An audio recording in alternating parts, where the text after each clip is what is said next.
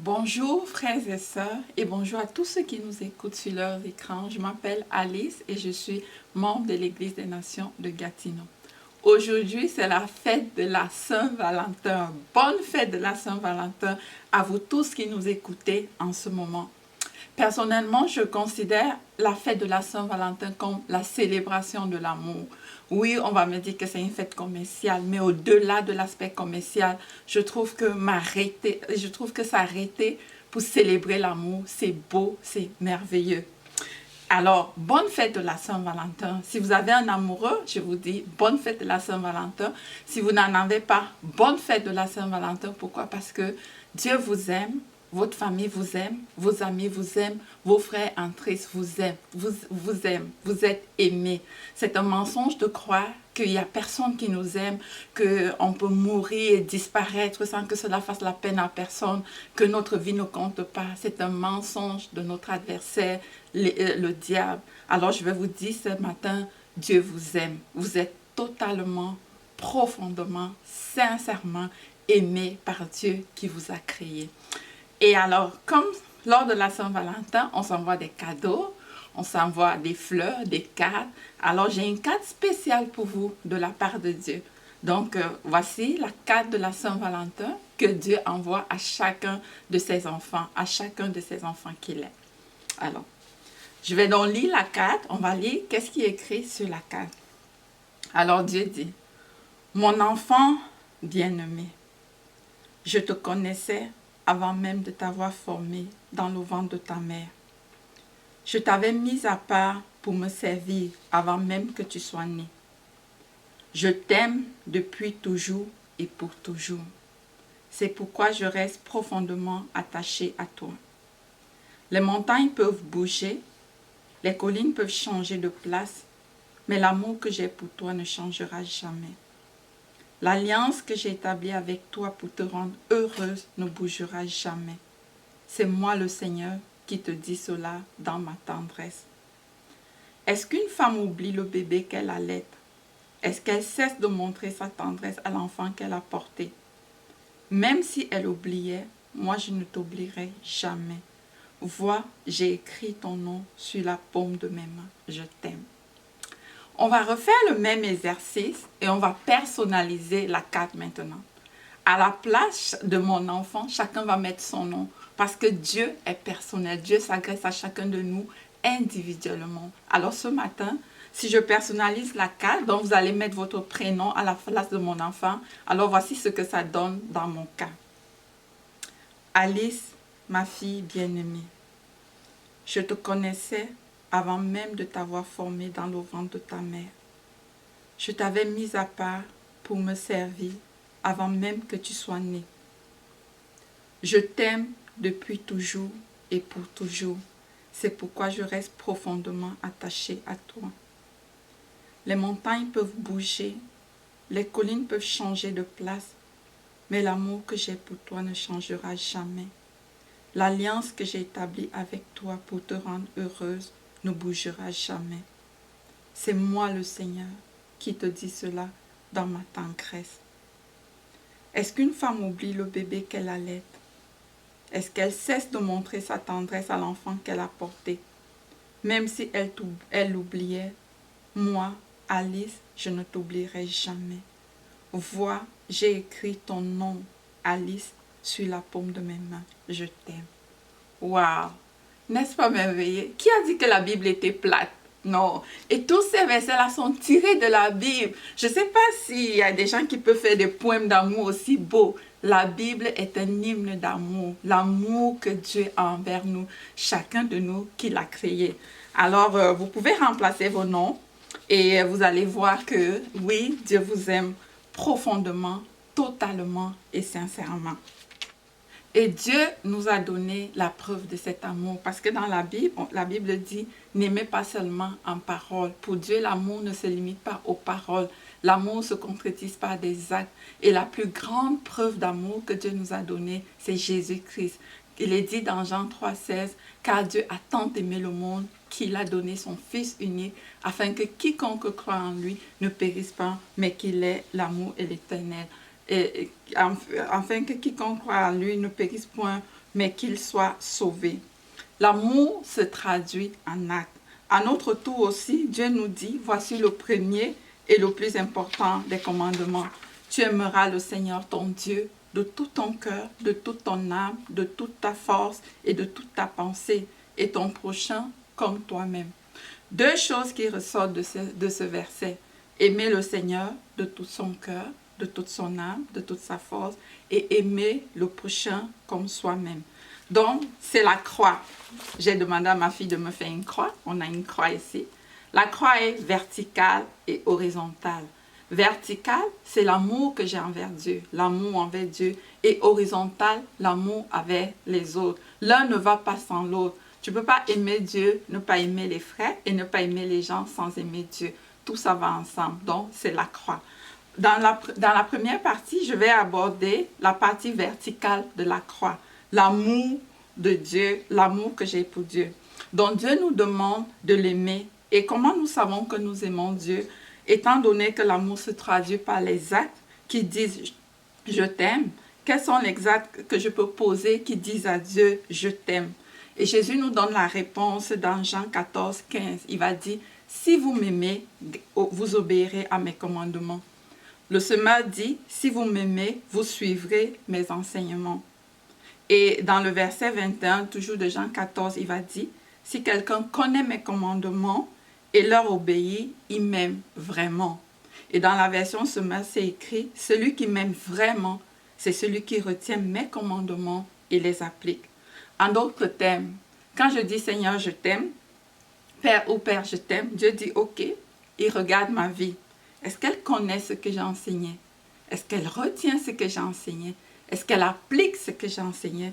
Si c'est ok, si c'est le cas, dans ce cas, oui, elle m'aime. Sinon, dans Jean 14, verset 24, il va dire « mais celui qui ne m'aime pas, ne met pas mes paroles en pratique ». Bien-aimés, n'aimons pas en parole seulement. Nous savons que nous aimons Dieu si nous obéissons à ses commandements. Une autre belle démonstration de l'amour vis-à-vis de Dieu est la confiance que nous avons en lui.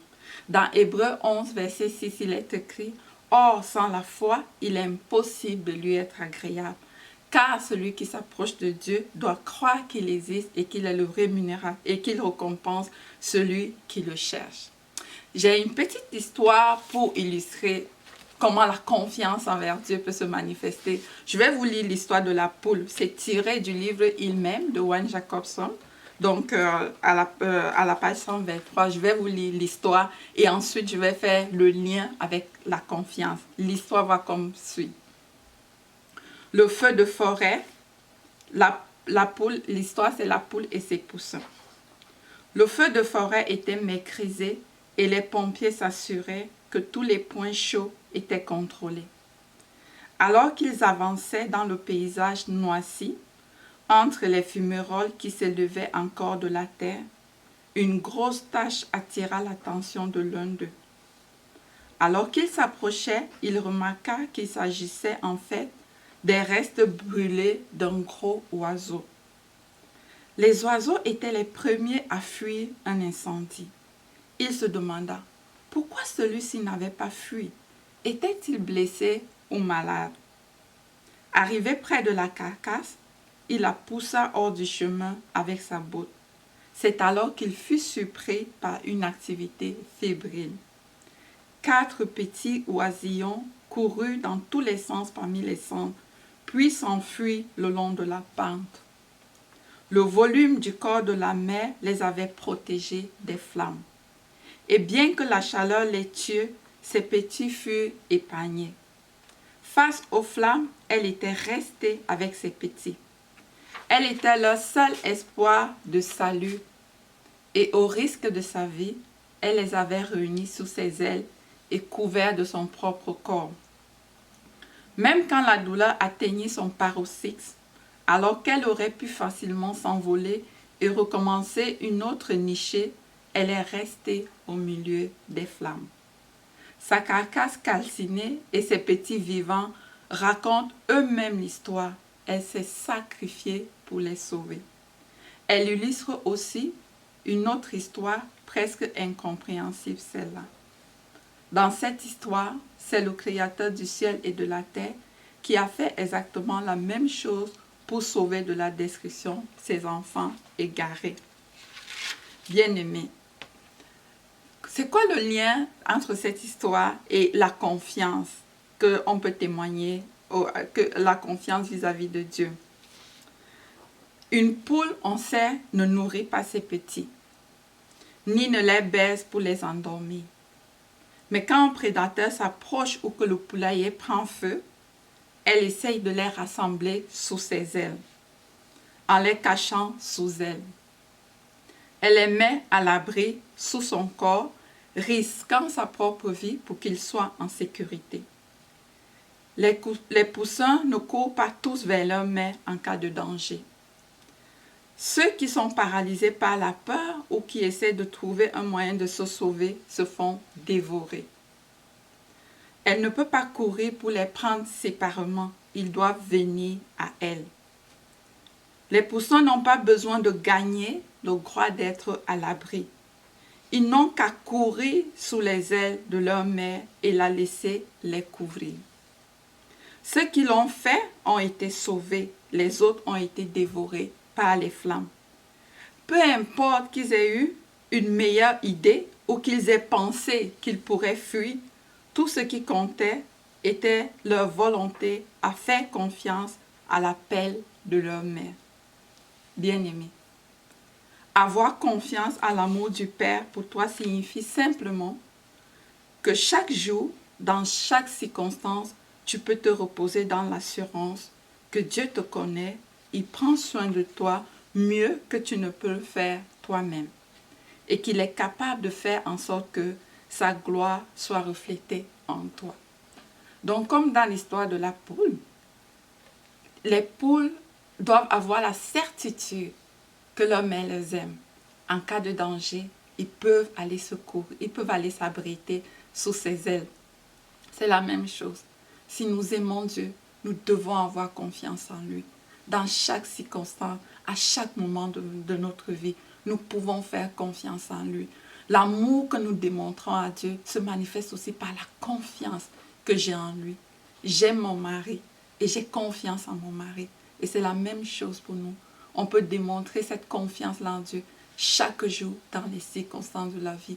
Être assuré que quoi qu'il arrive, Dieu sera toujours là parce qu'il nous aime. Tous les mots que je vous ai lus dans la carte de la Saint-Valentin sont réels, sont vrais. C'est ce que Dieu dit de nous et c'est comme ça qu'il nous voit.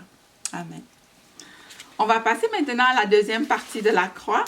J'ai dit que la croix est verticale et horizontale. On a fini la partie verticale. Maintenant, on va aller à la partie horizontale. Dans la Bible, donc, aimer son prochain comme toi-même. Dans la Bible, il y a tellement de recommandations et de conseils sur la façon de parler à l'autre, sur la façon de traiter l'autre, sur les actes que nous devons poser ou ne pas poser vis-à-vis de l'autre, ou même sur ce qu'on devrait penser ou ne pas penser de l'autre, que ce soit entre époux, entre parents, entre frères et sœurs de la même famille ou dans l'église ou à l'égard des autorités qui nous gouvernent. On peut se référer à la Bible pour les conseils. Le but de Dieu est vraiment que nous puissions mener une vie paisible et tranquille. Alors, comme c'est la Saint-Valentin, je me suis dit que ce serait une bonne idée de faire ressortir quelques actes de bienveillance que la Bible nous donne sur la façon dont les époux doivent se traiter. Les points que nous allons relever tantôt peuvent s'appliquer dans notre quotidien de tous les jours vis-à-vis de tout le monde. On peut avoir les mêmes attitudes, poser les mêmes gestes vis-à-vis des autres. Mais on va le circonscrire dans le cadre du mariage. On va parler entre époux et épouse, comment les gens doivent se traiter. Donc pour cela, je ne vais pas le faire seul. Je vais demander à mon amoureux de me rejoindre. Donc je suis en compagnie de mon amoureux Yves. Ça fait 15 ans que nous sommes amoureux et puis on a déjà 15 Saint-Valentin et par la grâce de Dieu, on en aura encore plusieurs. Donc les points que nous allons vous présenter sont tirés de l'émission Bonjour chez vous de MCTV. C'est Jérémy Soubé qui les a donnés. Ces points nous ont bénis et on a voulu aussi les partager avec vous. Donc je vais laisser la parole à mon cher mari qui va pouvoir vous les présenter. 15 ans qu'on est mariés, mais je pense qu'on a été amoureux un peu avant ça. Donc, oui, c'est ça. C'est 10 points que je vais souligner, mais j'aime d'abord avertir que je suis en marche moi-même et que c'est les 10 points dans lesquels je n'excelle pas. Je travaille. Donc, ne vous sentez pas coupable si, comme moi, vous n'êtes pas encore parfait dans ces points-là. Mais l'important, l'essentiel, c'est que vous soyez en marche comme moi et que vous mettiez des efforts. Donc le premier point, c'est écoutez-la. Donc, non, ça s'adresse aux hommes, non? Oui, disons que, oui, comme elle le dit, en fait, les 10 points s'adressent aux hommes. Et puis, ça ne veut pas dire que les femmes ne peuvent pas éprouver leur compte là, mais ça veut surtout dire que c'est à nous les hommes de faire beaucoup d'efforts. C'est nous qui avons beaucoup à faire, les femmes sont déjà quasiment parfaites. Donc le premier point c'est aimer-la. Donc aimer-la, il faut poser des actes qui disent je t'aime. L'apôtre Jean nous dit dans 1 Jean 3,18 que de ne pas aimer en parole avec les langues, mais d'aimer avec la langue, mais plutôt d'aimer en action et en vérité. Donc il faudrait que ça transparaisse dans notre façon de nous comporter avec elle. Il faut que ça se lise, que l'on soupçonne, que l'on soit pris en flagrant délit de poser des actes qui disent à notre bien-aimé je t'aime. Si ça n'arrive jamais, ça c'est problématique. Donc si les gens se posent les questions, est-ce qu'ils l'aiment vraiment, est-ce qu'ils l'aiment pas, ça aussi c'est problématique. Donc le deuxième point, c'est écouter-la. Il y a une différence entre entendre et écouter. Entendre, c'est quelque chose de passif. C'est quelque chose que l'on perçoit bien malgré nous. Je peux entendre un bruit, je peux entendre quelqu'un parler. Mais écouter, c'est quelque chose d'actif. Ça demande que l'on s'arrête, que l'on prête attention, que l'on se concentre à. Et on peut être très occupé dans notre journée. On ne peut avoir une journée extrêmement difficile. Mais lorsque notre épouse, notre conjointe nous parle, il faut mettre pause, se mettre sur pause et l'écouter activement. Et avoir une écoute active signifie être capable d'être empathique à ce qu'elle dit, de réagir à ce qu'elle dit. Pas simplement oui, mais quelque chose de plus significatif. Est-ce que vous savez quand est-ce que ce qu'elle veut faire pour son anniversaire, par exemple, ou est-ce qu'elle veut passer les prochaines vacances? Lorsqu'on n'écoute pas, notre épouse, elle se ferme. Et puis elle ne se met plus à nous dire les choses parce qu'elle se dit ça ne vaut pas la peine que je lui dise. Et ça devient dangereux parce qu'on peut être devenus deux étrangers même si on passe 24 heures chaque jour ensemble. Le troisième point, c'est célébrer là. Célébrer signifie souligner. Ça signifie honorer. Et ça signifie prendre la peine de remarquer de petites choses et d'attirer l'attention sur ces choses-là. C'est être capable de dire combien elle est extraordinaire. Et toutes les femmes méritent d'être célébrées. Ne serait-ce que parce qu'elles donnent la vie. Ça, c'est extraordinaire parce qu'elles portent nos enfants pendant 9 mois et que dans la nuit, c'est elle qui a de la difficulté à s'endormir et que c'est elle qui voit son corps se métamorphoser et changer et que c'est elle qui doit faire attention à ce qu'elle mange, à ce qu'elle boit, à sa qualité de sommeil. Il faut la célébrer. Mon épouse, Néni, elle est le socle de notre famille. Je me suis rendu compte que tous les succès, toutes les réussites que l'on connaît dans notre vie familiale, c'est elle qui est l'artisane de cela. Nous, mes enfants et moi, on s'appuie énormément sur elle pour se projeter dans la vie. Le jour où elle nous donne pas à manger, c'est sûr qu'on ne va pas avoir une bonne journée. Elle est responsable d'à peu près tout. Elle règne peut-être sur tout, mais c'est un règne qui est bénéfique. Et parfois, elle a besoin qu'on souligne à quel point elle est magnifique, à quel point elle est extraordinaire, à quel point c'est quelqu'un qui sort du commun, à quel point elle est capable, avec peu, de faire quelque chose de complètement impressionnant. Et on peut le connaître, on peut le reconnaître dans notre cœur, mais elle veut nous l'entendre le dire, elle veut nous entendre parler d'elle avec admiration auprès de nos enfants, auprès de nos collègues, auprès de nos amis. Donc, célébrons-la. Le quatrième point, c'est encourager-la. Nous devons prendre du temps pour connaître c'est quoi ses rêves. C'est pour ça que écouter était tellement important. Mais elle peut être aussi courageuse que mon épouse, elle peut être aussi forte que elle. C'est une femme extraordinaire, mais elle a parfois des moments où elle a besoin d'être encouragée, des moments où elle a besoin d'être réconfortée, des moments où elle a besoin qu'on la prenne dans ses bras et où on lui dit ça va bien aller, ou qu'elle se sente en sécurité, ou qu'elle se sente poussée à aller plus loin, ou qu'elle sente qu'elle est capable de passer au travers de ce qu'elle vit. Et il ne faut pas qu'elle se sente comme seule à bord dans un bateau. Il faut que nous soyons là pour l'encourager. Nous devons être son premier fan club.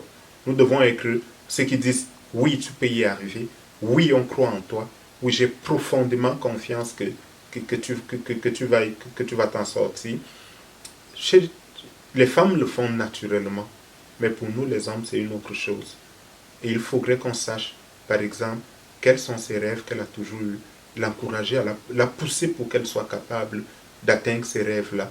Lui dire de ne pas baisser les bras, lui dire que malgré toutes ces journées extrêmement longues et difficiles, elle va y arriver.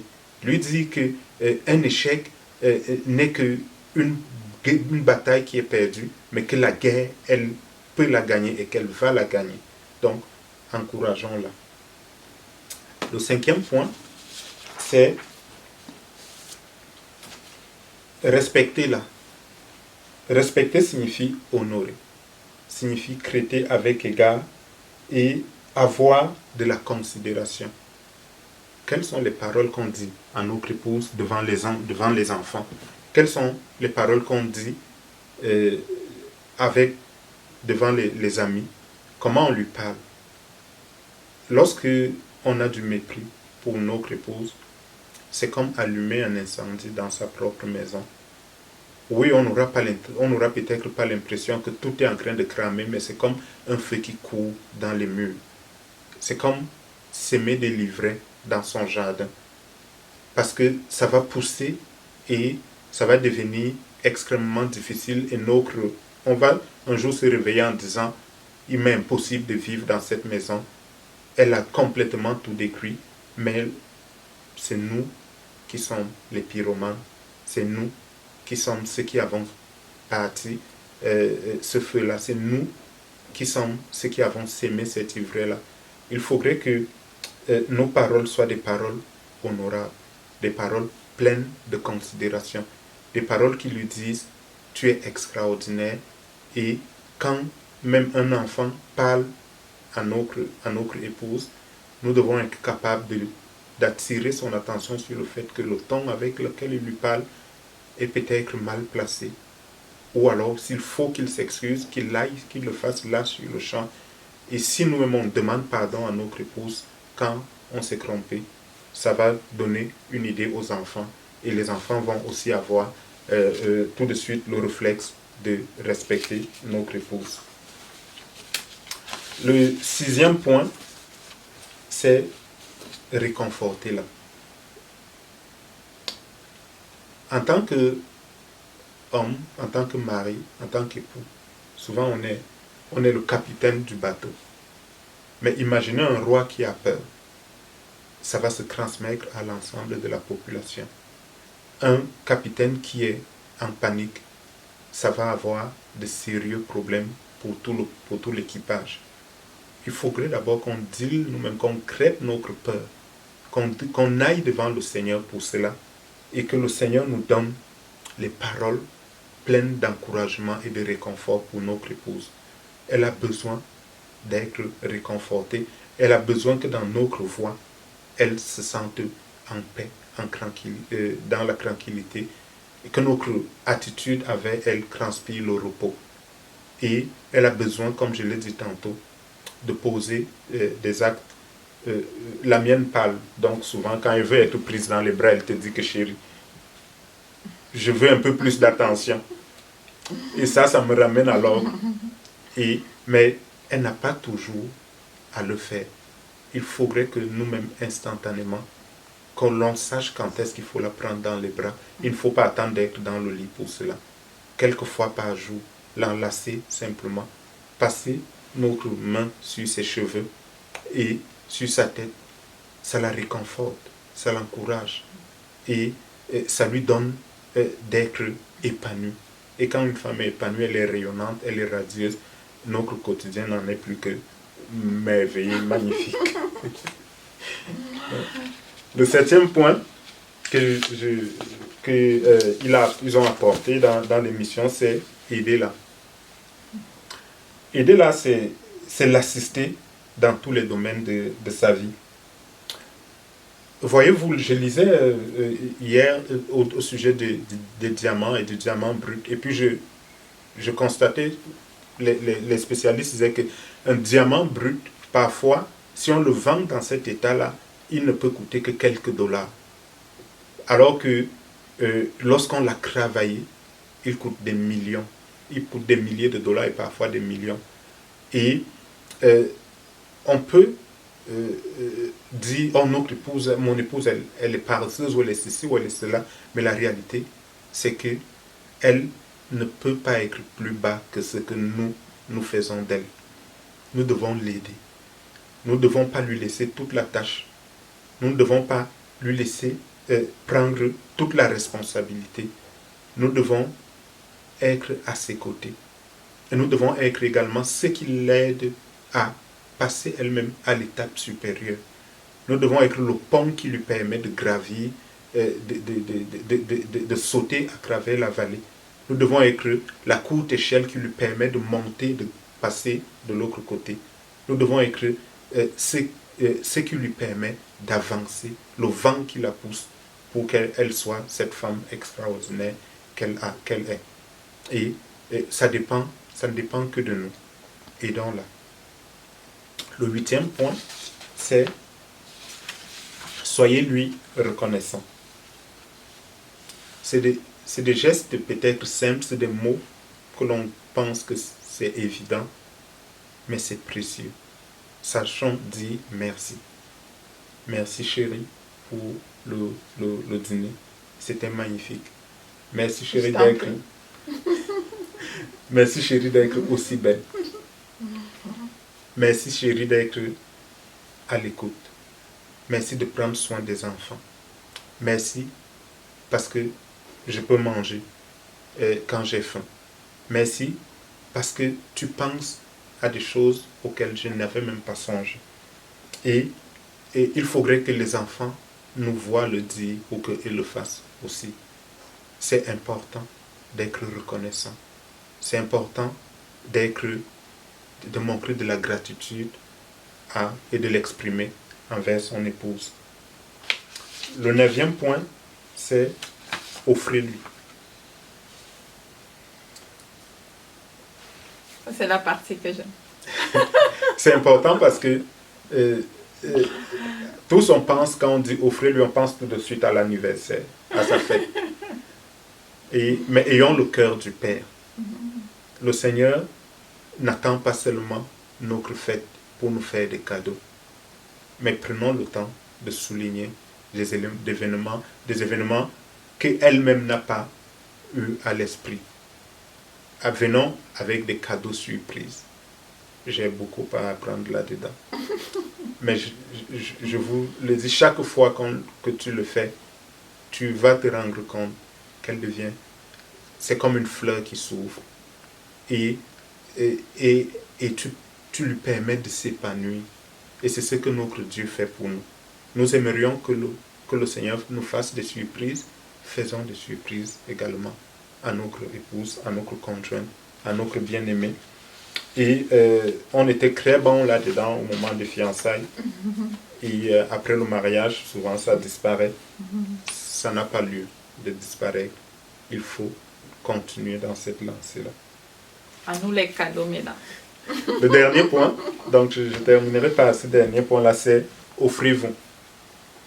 Jésus même a dit que je ne suis pas venu pour servir, mais je ne suis pas venu pour être servi, mais pour servir. Et pour nous, les hommes, souvent, on pense, pour les femmes c'est naturel de servir, de s'offrir, de se donner, mais pour nous les hommes, c'est difficile. Et j'irais même jusqu'à dire que c'est important de nous offrir, nous les hommes, même dans la vie sexuelle. Dans le mariage, est-ce que c'est nous que nous voulons satisfaire ou c'est à l'autre que nous pensons? Dans tout ce que nous faisons, ayons à l'esprit d'abord son épanouissement, son désir, sa passion, ses rêves, et même au lit, pensons d'abord à elle et non pas à nous. Et lorsque nous mettons en œuvre ces 10 leçons ou ces 10, je ne veux pas dire 10 commandements, mais ces 10 recommandations, ça ne peut que bien aller. Comme je l'ai dit, je le souligne, j'y travaille, je suis en marche, mais je prie que le Seigneur m'aide parce que je suis conscient de ce qu'il m'a donné, ce que j'ai rencontré. C'est un trésor. Et lorsque on découvre un diamant à l'état brut, il semble ressembler à rien. Mais une fois qu'on l'a travaillé, tout le monde voit combien il est magnifique et les gens veulent mettre du prix à cela. Mais les 10 recommandations, là, c'est pour justement polir notre diamant, pour qu'il soit à l'image de ce que le Seigneur veut, ou de ce que le Seigneur a comme image de notre épouse. Que le Seigneur m'aide et qu'il vous aide également. Et aussi, je vais ajouter ces points-là, c'est pour avoir des couples en santé. Parce que notre objectif ici, c'est d'avoir des couples en santé. Et c'est ça le cœur de Dieu, d'avoir des couples en santé. Et donc, à vous, mesdames, je ne vais pas donner 10 recommandations. J'ai juste 3 points que je pense qu'ils sont importants dans le couple. Pour la femme, le pardon, la grâce et la prière. Le pardon, pourquoi? Parce qu'il faut pardonner son époux. Chaque fois que notre mari nous fait quelque chose, ça peut être une petite chose, par exemple, il a oublié d'enlever la marmite que j'avais dit d'enlever au feu, puis la sauce s'est brûlée, il faut pardonner. Donc Dieu nous pardonne. Moi, je suis tellement contente que Dieu me pardonne. Donc, je encourage aussi le pardon. Ne laissons pas l'offense dans nos cœurs, ne laissons pas l'amertume, la frustration envahir nos cœurs. Ça va empoisonner notre couple. Pardonnons, pardonnons. Jésus nous a demandé de pardonner 77 3 fois 7. Ça vous dit que pour le même péché, tu dois pardonner chaque fois. Donc, ayons ce cœur de pardon. Deuxième chose, la grâce. Il n'y a rien que nous méritons. Dieu nous a donné tout par grâce.